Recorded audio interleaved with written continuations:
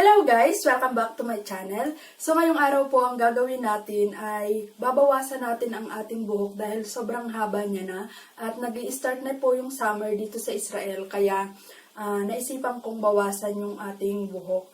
So gagawin ko, siguro babawasan ko muna siya bago natin siya lalagyan ng shape. So gagawin natin siyang B-shape. Ayun. So kailangan ko muna siya ditong lagyan ng ponytail.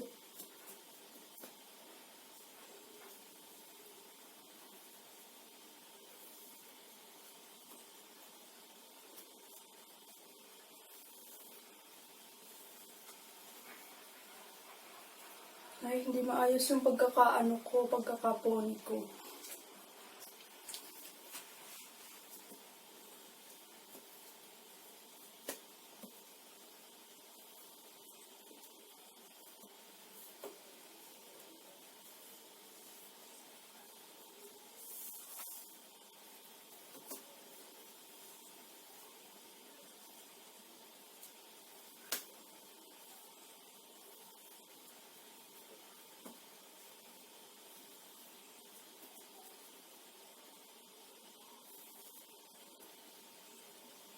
Ayan.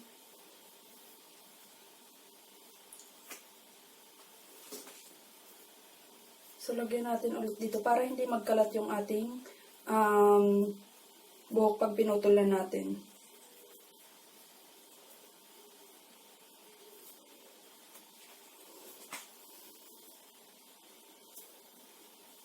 So, bali 2 years ko nang hindi pinapapatulan tong buhok ko dahil nung nagbakasyon ako 2018 pa. So, doon ko lang to pinaputulan. Ayan, so bali ito na yung ating tinalian. So, ikakat ko na siya. Sana maging okay ang resulta nito. Ikakat na natin siya. Paano ba to? Okay, dito natin siya ikakat.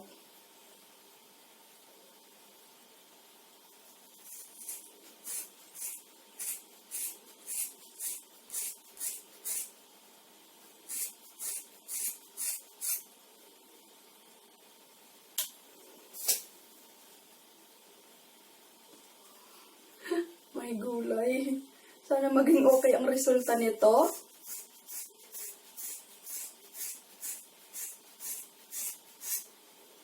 Ayan.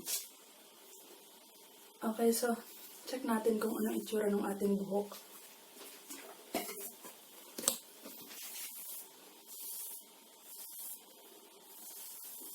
Oh, diba? Ay, hindi pantay. Hindi pantay. Okay, so, eto na yung buhok natin. Ang cute.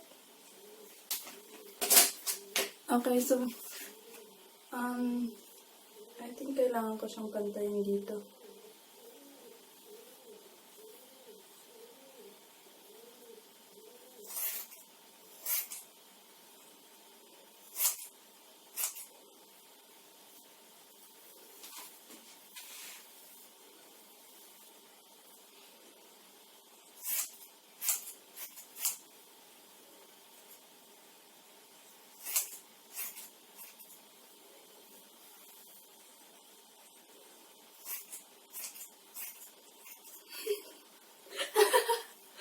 Itsura ng buhok ko.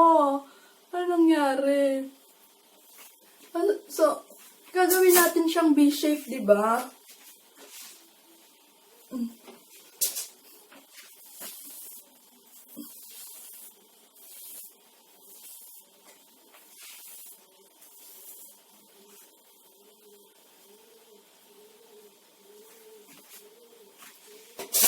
So, naging straight. So, para maging B-shape siya, hayaan na lang ba natin ganito? Hindi, gusto ko may shape. So, lagyan natin siya ng shape.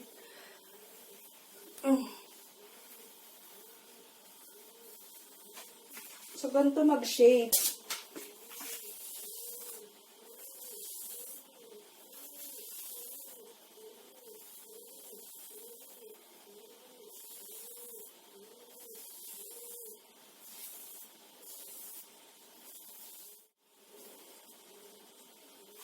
Okay, so ito na. Natalian ko na. Ang gagawin natin, ikakat natin siya dito. Diyos me, sana maging okay itong buhok ko pa after nito.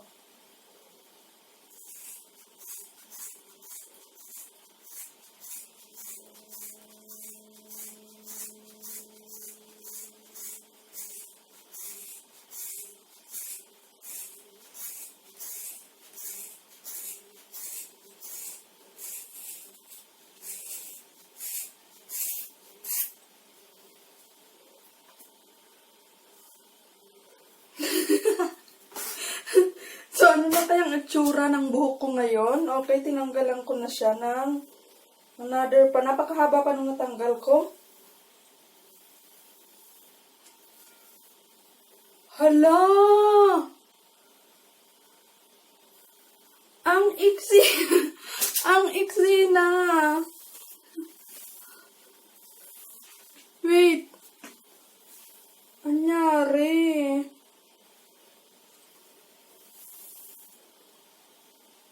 Bakit ganun?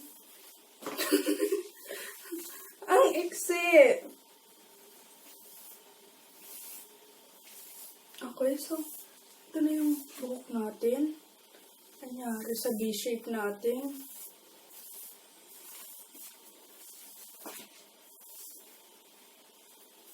Ay, tumayo. Naging V-shape ba itong buhok ko?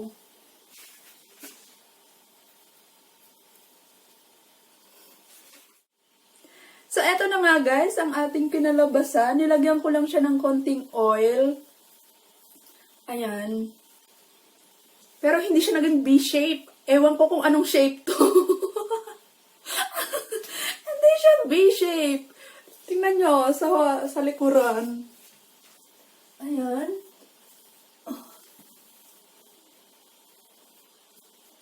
Pero mas okay naman siya. Mas okay siya for me. Kaysa dun sa mahaba akong buhok. So, ayun na nga guys, at sana po nagustuhan nyo ang aking vlog na ito. At kung hindi pa kayo nakakapag-subscribe sa aking channel, please subscribe. And huwag nyo na rin pong kalimutang pindutin ang notification bell. So, maraming salamat po sa patuloy na suporta at sa panonood ng aking mga videos. So, thank you so much guys. See you on my next vlog.